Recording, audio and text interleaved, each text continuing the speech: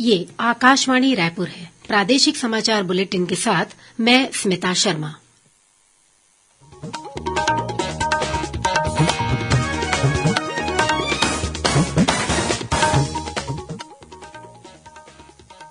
अब पेश है आज के मुख्य समाचार।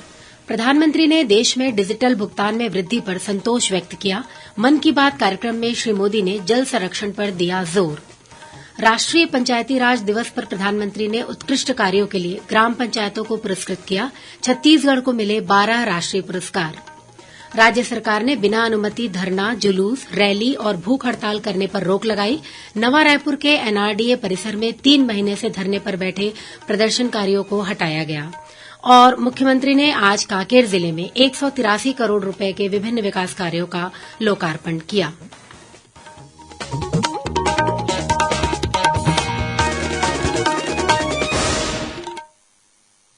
अब समाचार विस्तार से। प्रधानमंत्री नरेंद्र मोदी ने देश में डिजिटल भुगतान की बढ़ती संस्कृति पर संतोष व्यक्त किया है।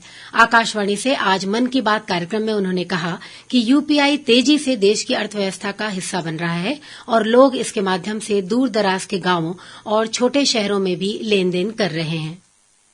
यूपीआई तेजी से हमारी इकोनॉमी और आदतों का हिस्सा बन गया है। अब तो छोटे छोटे शहरों में और ज्यादातर गांवों में भी लोग यूपीआई से ही लेन देन कर रहे हैं। डिजिटल इकोनॉमी से देश में एक कल्चर भी पैदा हो रहा है।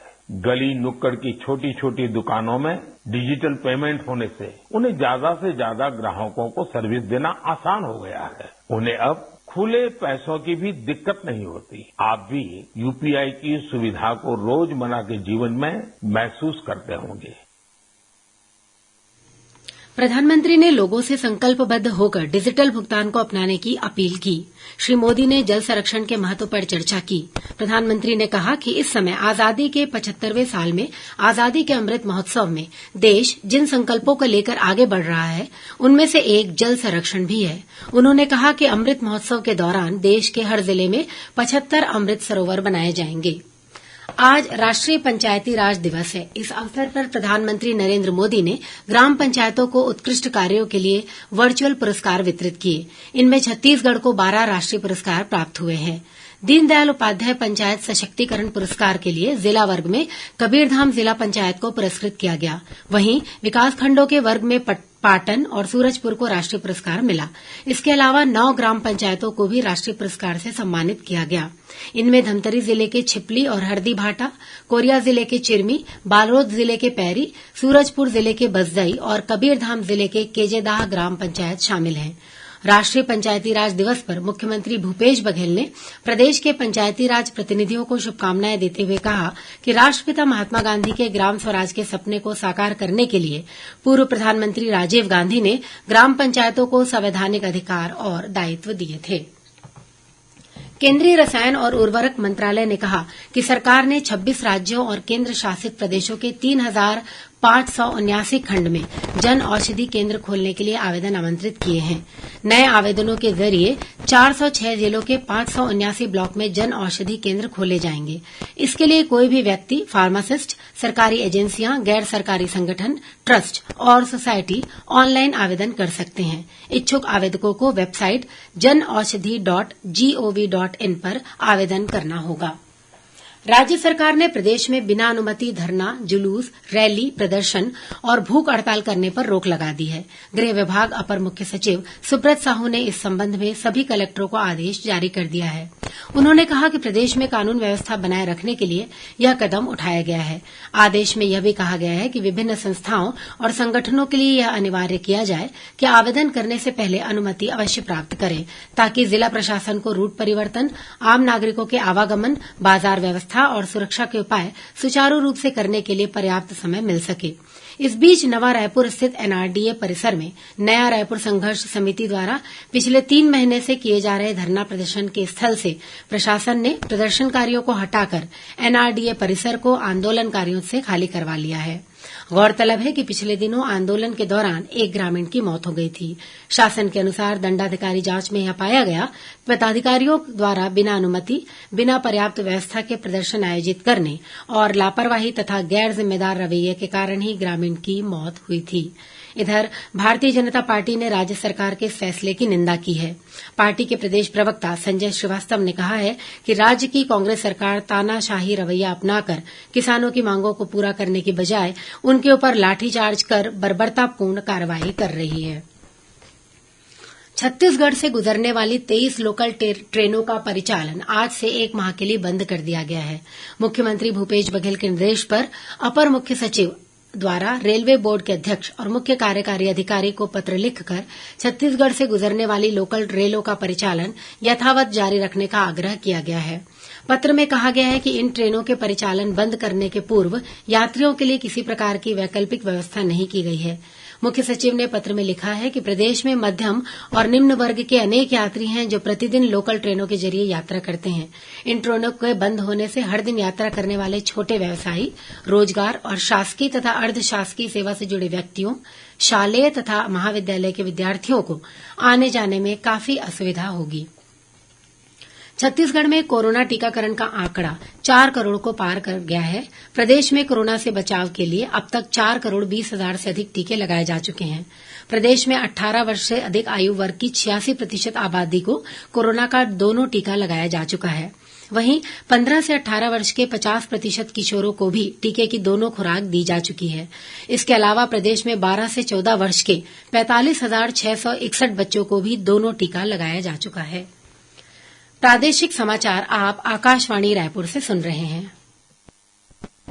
छत्तीसगढ़ की खबरों से है आपका वास्ता और खबरों की विश्वसनीयता से है हमारा वास्ता। आकाशवाणी समाचार रायपुर के प्रादेशिक समाचार बुलेटिन के साथ ही हमारे समसामयिक कार्यक्रम आप रेडियो के अलावा अपने मोबाइल पर भी सुन सकते हैं। आकाशवाणी समाचार फेसबुक, ट्विटर और यूट्यूब पर भी उपलब्ध है। हमारा Facebook page Chhattisgarh news on AIR, Twitter handle CGAIR news और हमारा यूट्यूब चैनल है छत्तीसगढ़ AIR न्यूज। तो अब रेडियो के साथ ही आपके मोबाइल के जरिए भी हम पहुंच रहे हैं आप तक। छत्तीसगढ़ की हर खबर के लिए सुनते रहिए आकाशवाणी समाचार। और अब आगे बढ़ते हैं बाकी के समाचारों की ओर। सिख समाज के 9वें गुरु तेग बहादुर के 400वें प्रकाश पर्व के उपलक्ष्य में आज राजधानी रायपुर के साइंस कॉलेज मैदान में एक समारोह आयोजित किया गया। समारोह में राज्यपाल अनुसुईया उइके ने कहा कि गुरु तेग बहादुर आजीवन धर्म और मर्यादा की रक्षा में तत्पर रहे। उन्होंने कहा कि गुरु तेग बहादुर जी का बलिदान देश की संस्कृति की गरिमा और उनके सम्मान की रक्षा के लिए हमेशा प्रेरित करता रहेगा।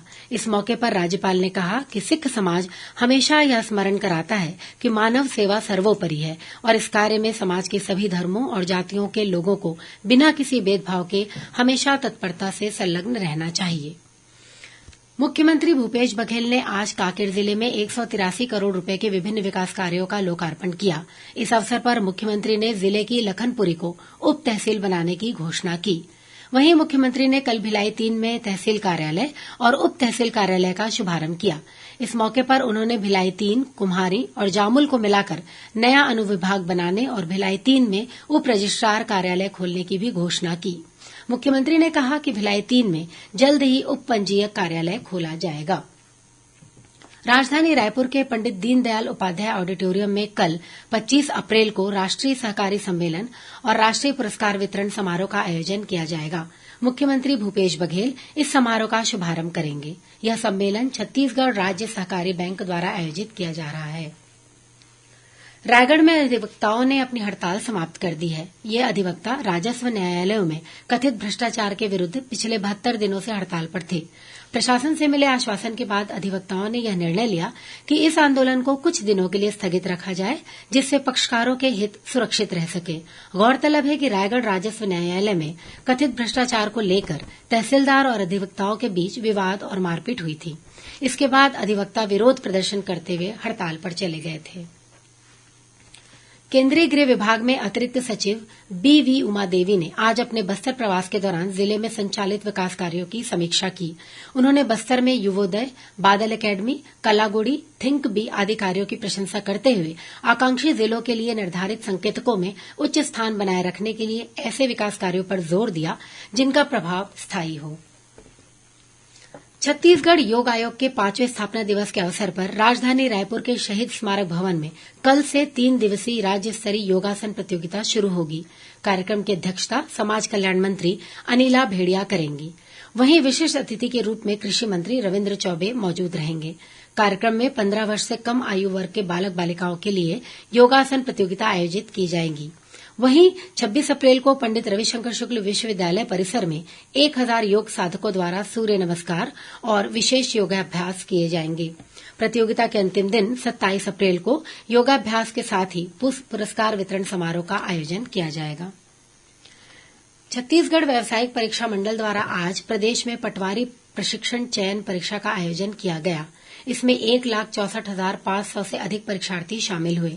इसके लिए प्रदेश में 601 परीक्षा केंद्र बनाए गए थे। यह परीक्षा पटवारी के 301 पदों पर भर्ती के लिए आयोजित की गई।